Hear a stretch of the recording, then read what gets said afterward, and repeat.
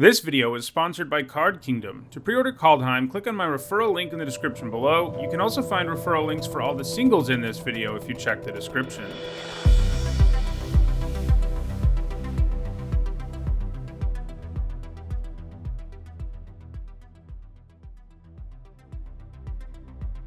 Hi everyone, I'm Hone, and it's Friday, so that means it's time for another MTG Top 10, the series where I rank cards based on their historical performance at Magic's highest level of competition. At least, that's what I normally do. From time to time, I like to do videos that are subjective and not purely based on data.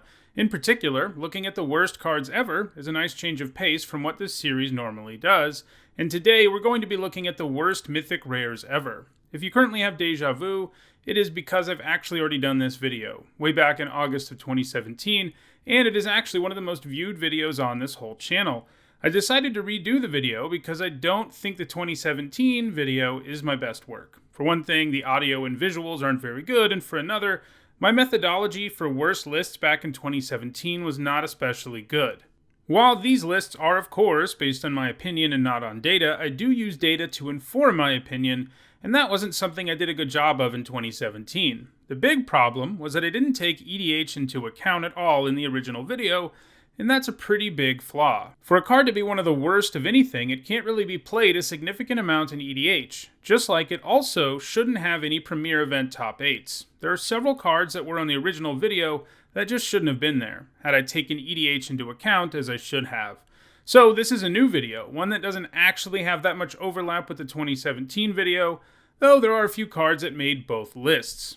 One thing to keep in mind here is that compared with other worst lists, most of these cards are played significantly more in EDH. Remember that worst is relative, and Mythic rares tend to do things that are either really powerful or really wacky, and those are both things EDH players are certainly interested in, and even the most narrow and strange of Mythic rares can often find at least some play in EDH. So, even the worst Mythic rares are mostly better than the worst cards in other categories I've looked at. To be eligible for this list, a card had to be printed at Mythic Rare, obviously enough, but there are a few exclusions. I didn't count cards that received Mythic reprints but only got them as a result of some sort of special release and weren't actually available in booster packs. This includes cards that got digital reprints on Magic Arena and were given Mythic rarity, like City in a Bottle. This also means that Planeswalker deck Planeswalkers aren't eligible for this list, though in all honesty, I think they're probably all better than the cards on this list anyway. In all, that means there are 910 cards that are eligible for this list, and in this video, I'll give you my picks for the 10 worst of the bunch. At number 10, I have Soul of Ravnica. In all honesty, the entire Soul cycle from M15 is pretty underwhelming, but I think this is the only one that deserves to be on this list. The good news for it is that it does reasonably well on the vanilla test, though it isn't anything special there. Like all of the Souls, it has an ability it can use while in play, and an ability that it can use from the graveyard and exile itself. This is kind of nice, but the problem is that Soul of Ravnica's ability costs way too much mana. The other Souls ask for a more reasonable amount of mana for their abilities, but yeah, not the case here. 7 mana is a ton, especially for an ability that requires significant setup to be even close to worth spending the 7 mana on. I mean, there are plenty of 5-color decks in EDH, but no one wants to play the Soul even in those decks because it's just so inefficient at drawing cards. At number 9, I have Argoss Titan. So being a 4-mana 5/5 would be enough to keep this Titan off of most worst lists, but when it comes to Mythics, this guy is not very good. I mean, sure, he does well on the vanilla test, but that is almost all Argoss Titan is, a vanilla 4-mana 5/5. His design is interesting. Only having indestructible when an opponent has no creatures is kind of cool, but also not very good. That just isn't a situation that you can create often enough. He does have a recursion effect, but it's one that really only hates on decks with graveyard shenanigans, and even then it doesn't really punish them enough. You have to discard a card to get him back. He would not have been anywhere near broken if it didn't require the discard, so that limitation is very frustrating. So the reason I say he's basically a 4-mana 5/5 with no other text is because the text on him is very hard and situational, so it's not easy to take advantage of. That has kept Argoss Titan from being played very much in EDH, even though that's a format with lots of graveyard synergies. And unsurprisingly, it never found a home in constructed formats either, and even in Limited, the difficult mana cost was not often worth it unless you were heavily into black. At number 8, I have Transcendent Master, a Mythic rare with level up. When you make a card with a mechanic that is brand new and you make it mythic, that card's meant to really showcase that mechanic, but the Master does not do a very good job there. It starts out as a 3 mana 3/3, which isn't terrible, but you have to pump so much mana into it to level it up. By the time it is a high enough level to become a 6/6 with lifelink, you will have pumped a whopping 9 mana into it. To make it a 9/9 that's also indestructible, you have to pump 15 mana into it. Ouch. I mean, the good news is, if you do get it to level 12, it won't be easy to remove, but the overall investment here is just brutal. Frankly, I think the Master is played way more in EDH than it deserves, but people do like clerics, and that's mostly what inflates its score. At number 7, I have Kargan Dragonlord, another mythic rare with level up, and I think it's actually worse than the Master. At least the Master, when you level it up all the way, is difficult to kill, but that's not what you get here. And to make things worse, the Dragonlord also demands red mana to level up, while the Master asks for colorless, so this has a very similar problem to Transcendent Master. You have to put a ton of mana into it to make it matter.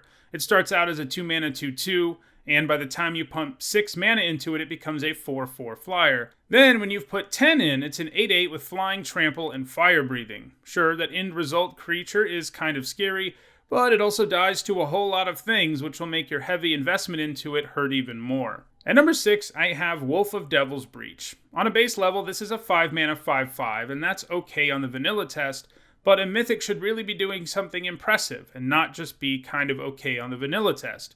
When he attacks, you can pay 1 and a red and discard a card to do damage equal to the converted mana cost of that card to a creature or planeswalker.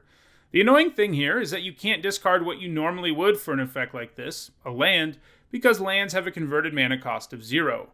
Now, you can combine the wolf with things like madness or use it to help you load up your graveyard, but the fact it can only trigger those things when it attacks makes it much worse than other cards out there that help you do those same things, and that's why, for a Mythic at least, it isn't played very much in EDH. At number 5, it is Rowdy Crew. This 4 mana 3/3 with Trample has an enter the battlefield trigger that lets you draw 3 cards, and then discard 2 cards at random.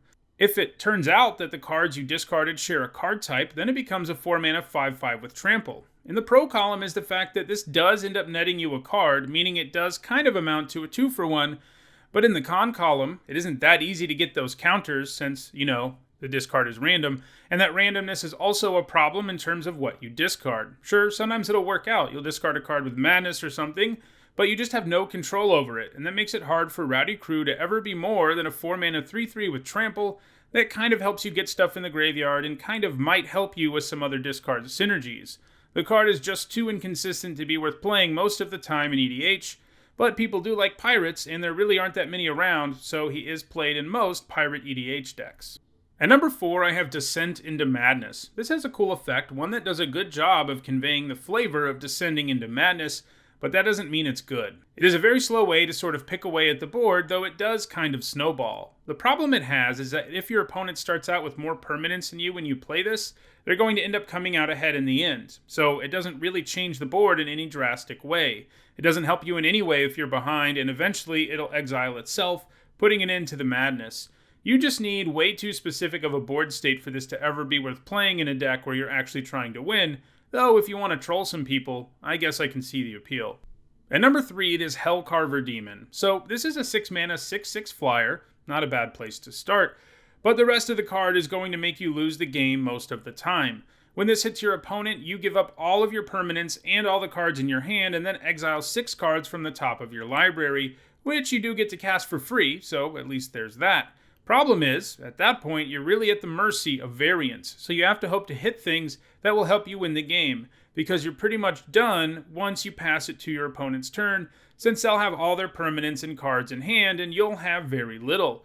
The demon will continue to trigger when it does damage, so you kind of get another crack at it every turn, but the risk here is just way too high to ever be worth it. You have to give up too much for the random cards it gives you. At number 2, it is Molten Tail Masticore. This one pains me a little bit because I built a janky deck around the Masticore and various exile effects back in the day, and it was fun, but it definitely wasn't good.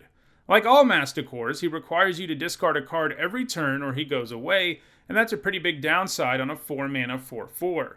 It does have other abilities, like that it can exile creature cards from the graveyard to do 4 damage to anything, which is kind of okay, and it can regenerate, but it just gobbles up cards in your hand and your mana if you ever want to be using its activated abilities, and it just takes way too much to set up, even if it does help you throw creatures in your graveyard in the first place.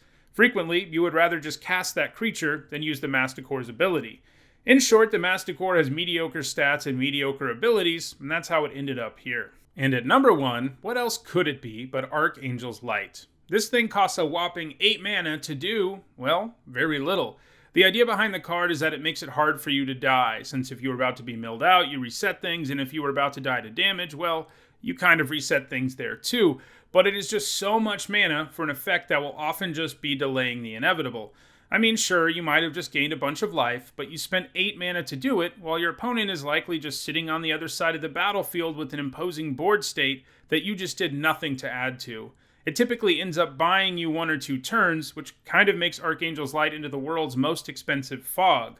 The story behind the design of this card is pretty funny.